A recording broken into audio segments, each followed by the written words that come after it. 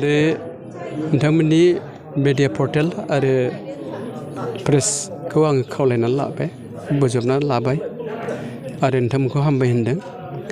दिनै नंगौ बे साना बिराद इम्पर्टेन्ट डे, मानोना दिनैनि जेनाखि 15 आगस्ट बे 15 आगस्टआ जोङो मिथिगौ भारत उदांस्रि सान। मानोना 1947 15 आगस्टआव भारतआ स्वाधीनता जादोंमोन आरो ब्रिटिश रुलनिफ्राय जोङो उदां जादोंमोन। दा जोंहा दिनै क'क्राझार डिस्ट्रिक्ट अल बड' एक्स भलन्टियार फर्स अर्गेनाइजेसन जोंहा दङ। बेखौ थांनाय जों आगोलाव अबस्से आन्दलनिफ्रायनो जोनोम जाबोनानै फैनाय बे आफादा, बेखौ जोङो बेखौ गोथाङै लाखिनांगौ होननानै जोंनि माखासे सान्थौ आरो मेलेमजिबिफ्रा थांनाय 2022नि 6 जानुवारि बेखौहाय गायसनदों आरो बे साननिफ्रायनो जों हाबाफारि हिसाबै जोङो कन्टिनिउवासलि जोंनि एजेन्डाफोरखौ जों लानानै थांदों।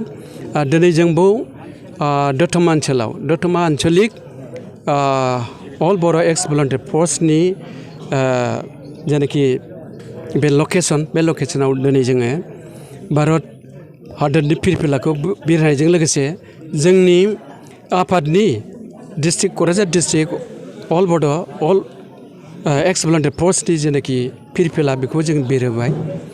आरो जों मिथिगौ जों दिनै मानो भारत हादरनि फिरफिलाखौ बिरहोनांगौ, बेखौ गोबां मानसियानो बे जिनिसखौ एसे कनफिउजन गोनो गोथो जानो हागौ।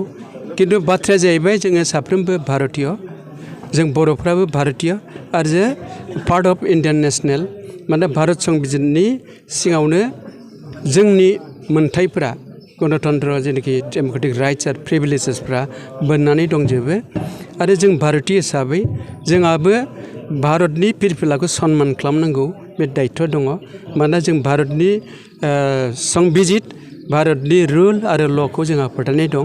आरो जों भारतीय हिसाबै बे एफा गिदिर स्वाधीनता मोननाय जेनाखि जोंनि देशनि फिरफिला बेखौ मर्यादा होनाय, रेसपेक्ट खालामनाय, मोजां मोननाया जोंनि कर्तब्य होननानै जों बेखौ क'क्राझार डिस्ट्रिक्ट जोंनि एक्स भलन्टियार फर्स मावफुं आफादा बेखौ दिनै खालामबाय गाजा गोमजायै। आरो आं बेखौनो मेसेज होनो सानदों, जोङो भारतनि फिरफिलाखौ उरायनायजों लोगोसे जोंहा आलादायै जोंहा थांखि दङ। बे थांखिखौ जों जाफुंहोनोबो बेजों लोगोसेनो जोङो जोंनि डिस्ट्रिक्टनि जोंनि बे भलन्टियार फर्स अर्गेनाइजेसननि जेनाखि फिरफिला बे फिरफिलाखौ जों बिरफाहोदों।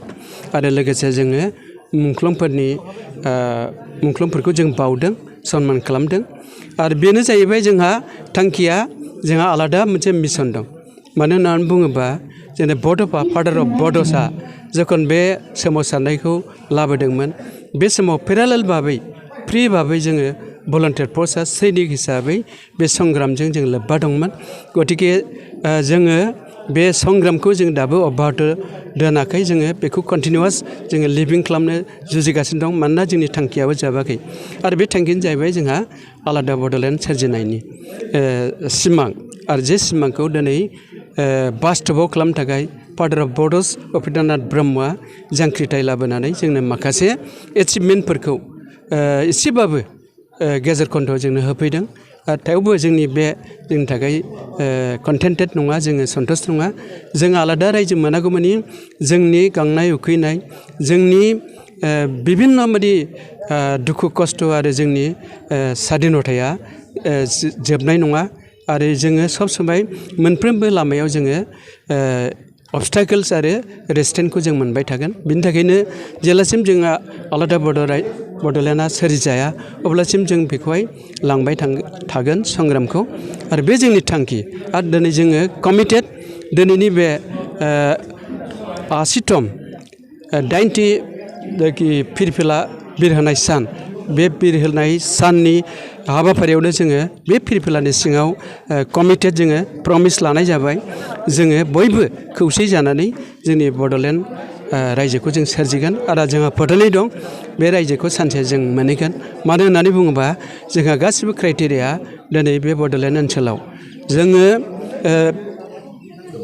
लेंगुवेज मोनबाय जों काउन्सिल मोनबाय 6 सेड्युल काउन्सिल जोंहा प्रोटेक्टेड बेल्ट्स एन्ड ब्लक बादि लेन्डनि अधिकार दं जोंहा language culture distinct culture identify आरो जोंहा दा आलादायै मोनसे सबसे बड' नेसन होननो हानाय बादि बड'लेण्ड इउनिभारसिटिबो जोङो मोननो हाबाय गतिके जोंहा क्राइटेरिया गासिबो फुलफिल जानानै दं जों रायजोखौ मोनगोन आरो बे रायजोखौ मोननो थाखाय जोंहा जास्ट भारत हादरनि जेनाखि संबिधाननि रुल्सफोर ल'फोर दं बे ल'जों खारफानानै जोङो संग्रामखौ लाङोबानो डेम'क्रेटिक वे अफ सिस्टेमजों जोङो नन भायलेन्स मेथडजों जोंनि ब्रेनजों जोंनि कागज कलमजों जोङो लाङोबानो बड'लेण्ड रायजोखौ जों मोनहैगोन बे ध्रुब सत्य आरो बे खाथां बेखौ रावबो लाखिनो हाया बेखिनि फोथायनाया जोंनाव बेरखांदों आरो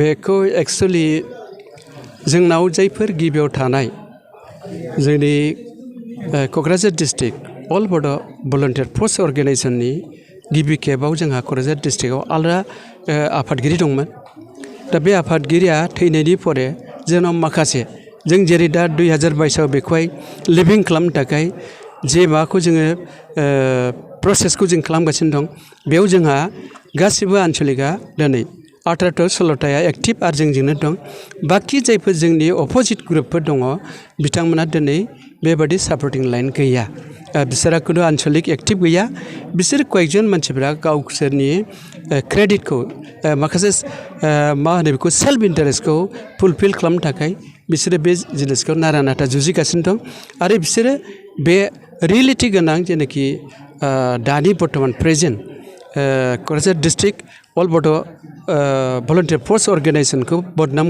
खालामगासिनो दङ बेखिनिखौ जों नुदों खिन्थु रियेलिटिया जोंजोंनो दं गासिबो प्रुफफोरा जोंनावहाय दङ रेकर्डफ्रा जोंनाव दं सिन्स दा beginning of this Bodoland revolution बे जोंनाव राफोद गासिबो दंजोबो बिनि थाखायनो रियेलिटिया जोंजों दं जायफोर जोंनि उल्थायै जोंखौहाय बदनाम होदों मुं सुदों सोंखारिदों बिथांमोना खिन्थु जों बिथांमोनखौ गाज्रि मोना जोंनो बयखौबो नांगौ खिन्थु बिथांमोना जोंखौ सोंखारिबालाय मा जानो रायजोफोरा जोंजोंनो दं मानो होनना बुङोबा 16था एक्टिभ आन्सलिकफ्रा जोंखौनो फुललि सापर्ट खालामनानै दङ बे हिसाबै बिथांमोननि जेनाखि बर्तमान एकमात्र जोंखौ सोंखारिनाय मुं सुनाय गाज्रि बदनाम खालामनाय बिथांमोना बेखौ खालामगासिनो दं गावसोरनि सार्टखौ फुरन खालामनोल' नाथाय जेबो बिथांमोना हायनाय नङा गारि गुरि बिसोरो जोंजोंनो फैनांगोन आरो जों बयखौबो बजबनानै जोंनि थांखियाव सहैनायनि जेनाखि जों डिटारमाइन दिनै बेखौ जोङो स्पस्ट' फकास जों खालामबाय आरो